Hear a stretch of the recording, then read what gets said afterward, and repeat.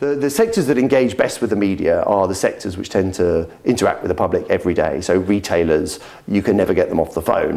They're always keen to come on TV. The sectors that are, by contrast, the flip side of that is true as well. The sectors that are the most invisible to the public eye tend to wish to keep their profile fairly low for obvious reasons. They don't see that there's necessarily skin in the game. I think one of the big frustrations that I've had as a journalist is persuading chief executives that there's something to be gained by coming on and talking to ITV's audience. They seem to feel that there's an absolute value to engaging with shareholders, but not the general public. I find that view absolutely perplexing, especially by engaging with journalists. It's your opportunity to shape and form public opinion. It's your opportunity to engage with debates that are happening every day on all sorts of issues relative to your sector, but generally, whether it's women in the boardroom, whether it's executive pay, whether it's the form and structure of PLCs, whether it's tax. I mean, goodness knows, there are all sorts of buttons that companies could be pressing. By not engaging with the press, you're choosing not to. I think companies generally have been pretty lousy when it's come to engaging with any debate which they see as controversial. There is always a tendency to take the industry, what are they called, the lobby group, and stick them up, whether they're banks or energy companies or whatever.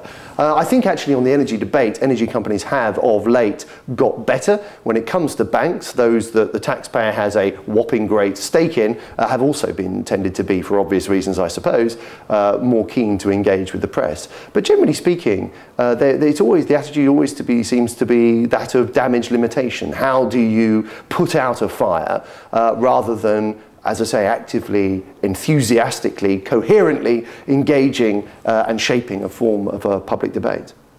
When pitching a story, I mean, when PRs are pitching a story, the two things to consider are, one, are you the story, or is this a debate that you want to contribute to?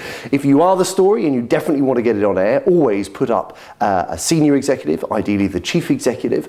But bear in mind too that sometimes there are public debates, depending on what sector you're from, whether it's from the energy sector, in media, in banking or whatever, where you as a company, the stance that you take may be of public interest. It can shape the debate, it can influence a story in the way in which it's told. So get in contact early, because journalists are busy people, and it's easiest obviously if we can get all our ducks in a row and get everything organised ahead of time. So work on the basis of trust. Have on the understanding that you can say things off the record that won't be put on the record unless you agree that that is a form of words and that we can go ahead. Get in touch early, be clear about what the message is, and yeah, contribute to the debate. The best way of engaging with me personally is by text. Simply the day can be the hurly-burly of the day. Stuff can easily slip through the cracks. So by all means send me an email, by all means give me a call on my mobile phone. I will never answer it, I can more or less guarantee. Send me a text message, that's the best way of doing it. And also give us as much notice as you possibly can. We're trying to spin a lot of plates at ITV, probably I imagine at the BBC, and I know certainly at Sky as well. Resource is finite, and you have to make quick early judgments on stories. So the sooner you communicate, the more clearly that you communicate, then obviously the better judgments we'll make. As a general guide, if you are uncertain whether a story will fly, here's the litmus test. Does it make the hairs on the back of your neck stand up? Genuinely speaking, if you were at the pub outside work and you were telling someone, would they be even vaguely interested in what you're saying? If they wouldn't, I probably won't be either.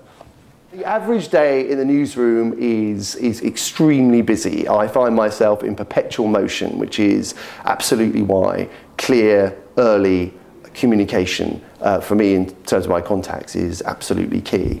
I mean, my day starts at 7 in the morning. It can finish, if I'm on news at 10, at 10:30 in the evening. So the hours are pretty bruising, but the work is always interesting. And it underlines the fact that if you want to get in and on air, you need to get in touch with me early on. Social media is having a profound effect on journalists. In many ways, it can sometimes be a distraction. Twitter is like a constant news feed. It's quite useful to tip off what rival journalists are up to, but it's an amazing news source. I mean, it's incredibly valuable to me. You get a sense of what's the sorts of issues that are playing on a particular day, and what sort of angles on a story are interesting. It's a very useful way, actually, of reaching out to sources, and whether it's just members of the public or indeed company executives who express an opinion on Twitter. So I think all social media has become important, but in terms of my daily life, Twitter is an essential part of it. It's an ongoing news feed. Lazy press releases are definitely well, actually they're not the bane of my day, I just ignore them. They are often a source of great amusement. I remember one sent me a email, how to dress like James Bond for under £100. Now this is never going to be read by me.